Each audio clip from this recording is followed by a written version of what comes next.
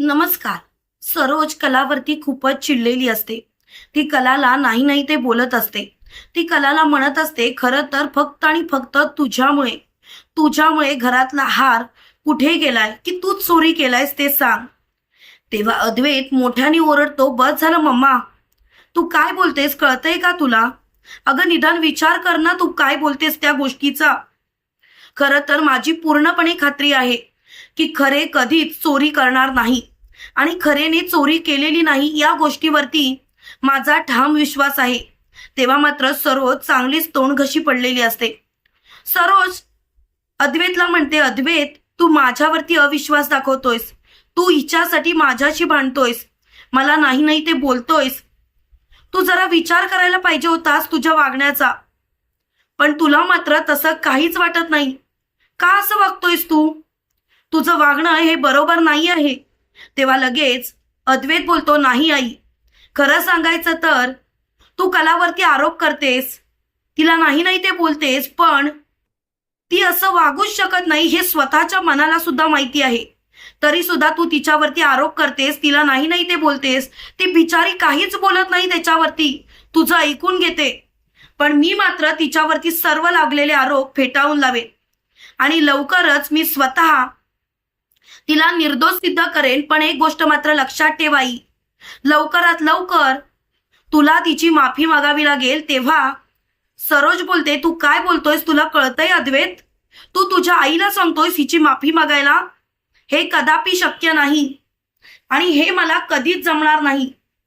तेव्हा मात्र सरोजचा चेहरा खूपच चिडलेला असतो आणि अद्वैत सुद्धा चिडलेला असतो.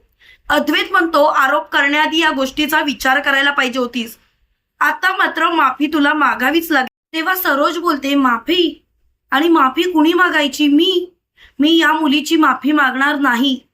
तेव्हा आबा बोलतात, म्हणूनच सरोज मी तुला कितीतरी वेळा सांगितलंय, बोलताना विचार करत जा. पण तू मात्र बोलताना विचारच करत नाहीस. तुझं हेच वागणं मला पटत नाही सरोज. तू असं का वागतेस ना तेच मला कळत नाही. सरोज कधीतरी तिच्या मनाचा सुद्धा विचार करत जा. अगं ती बिचारी तुला काहीच बोलत नाही, तुझ्या म्हणण्याला कधीच ती प्रतिउत्तर देत नाही. पण तू मात्र तिला खूपच आरोपीच्या पिंजऱ्यात उभं केल्यासारखं बोलत असतेस. तेव्हा अद्वैत बोलतो, जाऊ दे आबा, माफी तर ती मागेलच.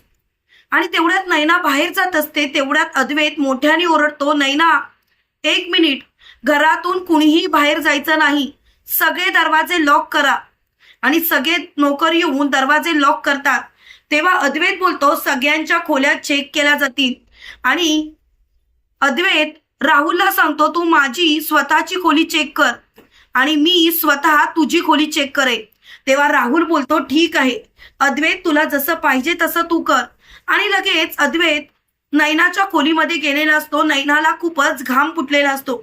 नैना लगेच त्याच्या पाठोपाठ जाते आणि म्हणत असते, अद्वैत तू इथे काय करतोस? तू आमच्यावरती आरोप केल्यासारखं करतोस. तेव्हा मात्र अद्वैत बोलतो, नैना प्लीज, मी तुझ्यावरती आरोप वगैरे काहीच करत नाही.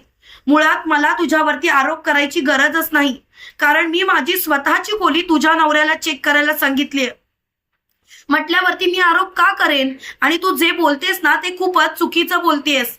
त्यामुळे मला तुझं हे वागणं अजिबात आवडलेलं नाही. नैना तू असं वागू नकोस, प्लीज स्वतःला सावर. तेव्हा मात्र नैना बोलते, प्लीज. तेव्हा सरोज मोठ्याने ओरडते, नैना पहिल्यांदा खाली ये. तो तुझी रूम चेक करत असताना तुला तिथे थांबायची गरज नाही. तेव्हा नैना खाली येते आणि आजोबांना बोलते, आजोबा हे काय चाललंय?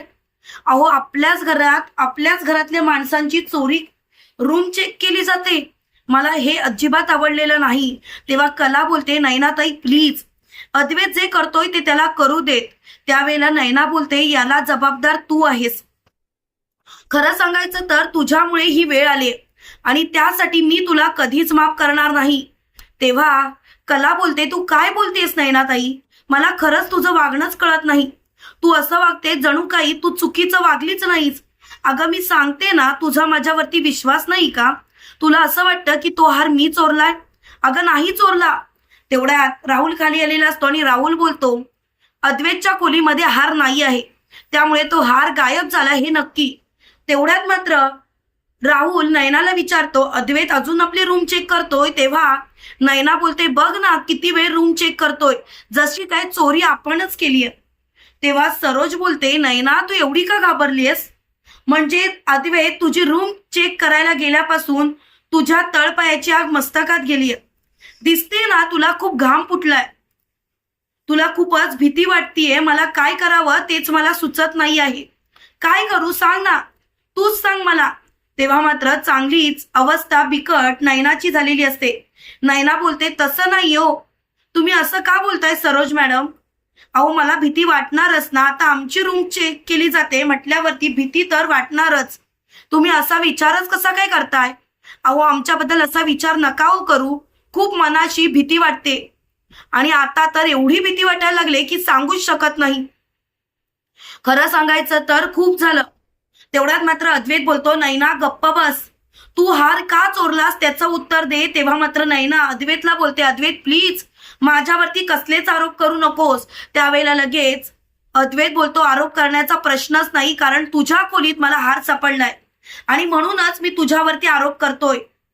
तेव्हा अद्वैत नैनाच्या समोर हार ठेवतो तेव्हा कला पुढे होते आणि नैनाचं थोबाड फोडते आणि नैनाला बोलते लाज नाही का ग वाटली तुला हार चोरताना?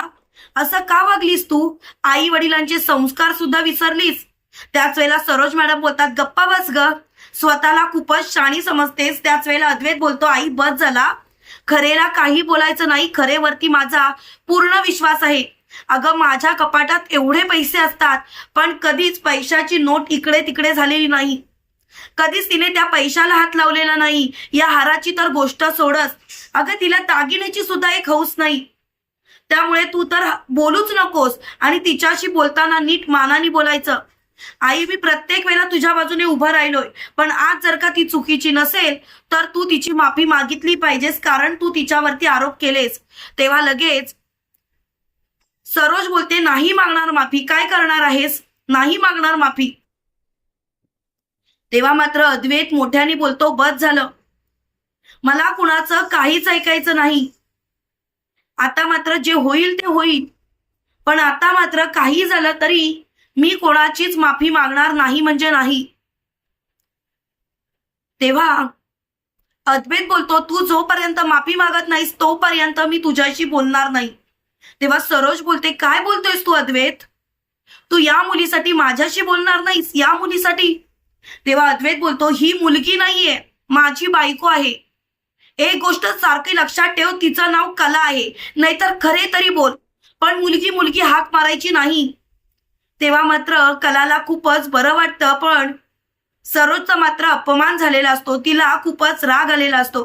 तुम्हाला काय वाटतं मित्रांनो, खरोखर सरोज कलाची माफी मागेल का? कमेंट करून नक्की कळवा. आणि असेच मालिकेंचे नवनवीन अपडेट पाहण्यासाठी व्हिडिओला लाईक आणि चॅनलला सबस्क्राईब करायला विसरू नका. थँक्यू.